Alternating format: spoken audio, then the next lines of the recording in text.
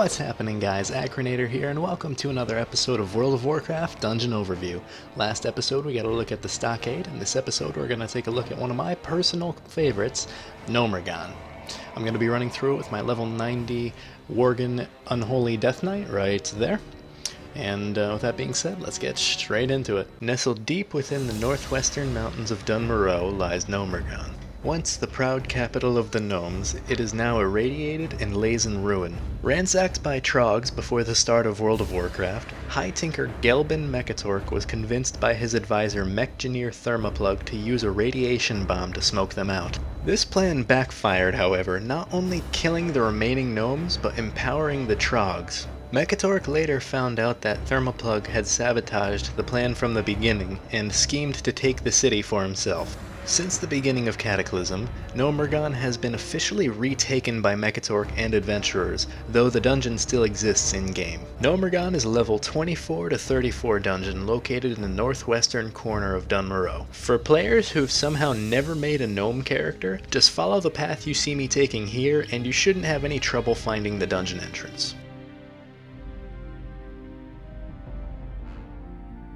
The first boss of Gnomeregan is Grubbis. After the radiation bomb was set off within Gnomeregan's halls, the results were not what Mechatork had expected. The gnomes were all irradiated and many died, while the trogs were mostly angered. Not only did the radiation not kill the trogs, but some even became empowered by it. Grubbis, as one such example, grew much larger than anyone had expected. Rather than rid himself of this nuisance, Thermoplug decided to direct Grubbis towards the tunnels of Gnomeregan, where he could terminate gas leaks and wandering adventurers. Grubbis unfortunately doesn't have much to make his fight interesting in terms of mechanics. What he does have, however, is a pet basilisk named Chomper who fights alongside him. For the most part, you can just ignore Chomper and go straight for Grubbis. The second boss of Gnomeregan is Viscous Fallout. The Viscous Fallout was formed when radioactive ooze coalesced and formed a consciousness.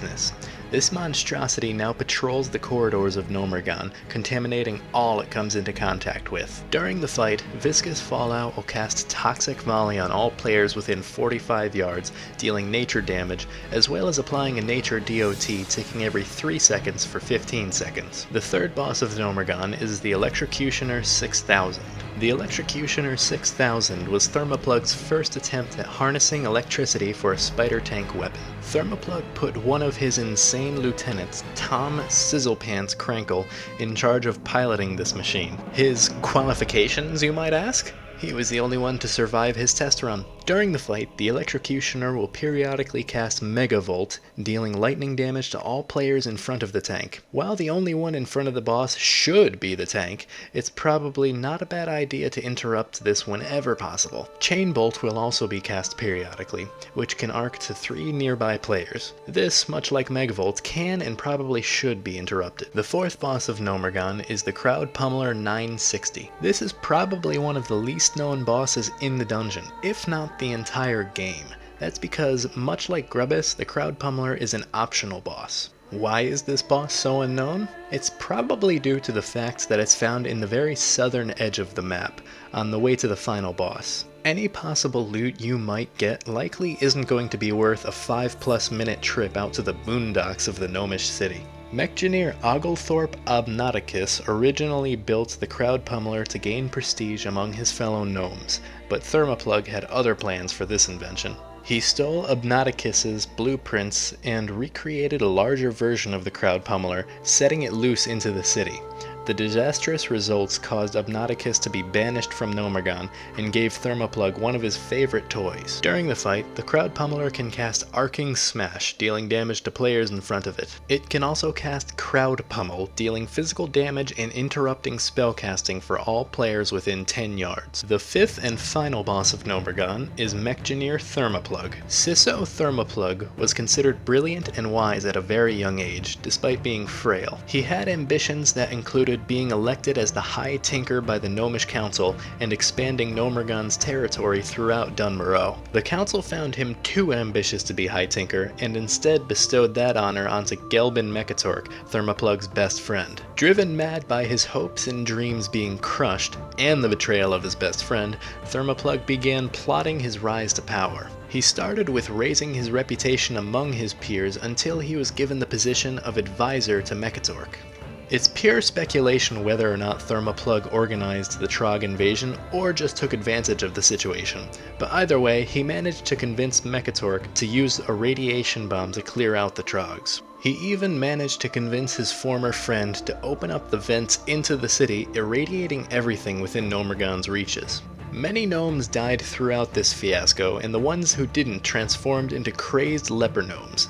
Thermoplug was caught up in the radiation, yet somehow managed to survive with the least poisoning of all the remaining inhabitants. Since then, Thermoplug has created a mech suit to compensate for his frailty, and gave himself the title of King of Gnomeregan. He leads the remaining leper gnomes against the Trogs and anyone else who would dare to question his rule. Thermoplug has recently opened discussions with the Dark Iron Dwarves, sheltering them in return for a stake in Ironforge when it's taken over. Adventurers are sent by Mechatork to put a stop to Thermoplug's insanity once and for all. Thermoplug only has one significant mechanic, where walking bombs fall from random chutes around the room. Players, preferably ranged DPS, should run over to the chutes releasing the bombs and press the red button on the side of them. This closes the chute until Thermoplug reopens it, flooding the stage with more bombs. It should be noted that the bombs will approach a random player and explode on contact, making them dangerous if they are to be ignored. Well, I hope you guys enjoyed that episode, and as always, leave your comments in the comment section below if you have any ideas about anything else you might want to see me play. And the comment question still stands: try and guess the intro and outro songs to my videos. They're always the same, I never change them. Be sure to follow me on Instagram for the latest updates on when I'll be uploading YouTube videos, as well as when I'll be streaming on Twitch and other random gaming related posts. Be sure to follow my partner in crime, Sir John Mac's channel. He posts something every now and then, and it's usually pretty entertaining, whatever it is. And if you like this video, be sure to click that like button, and if you want to see more like it, maybe even subscribe. I'd really appreciate it. And that's all the time we got for today, guys, so until next time, don't die.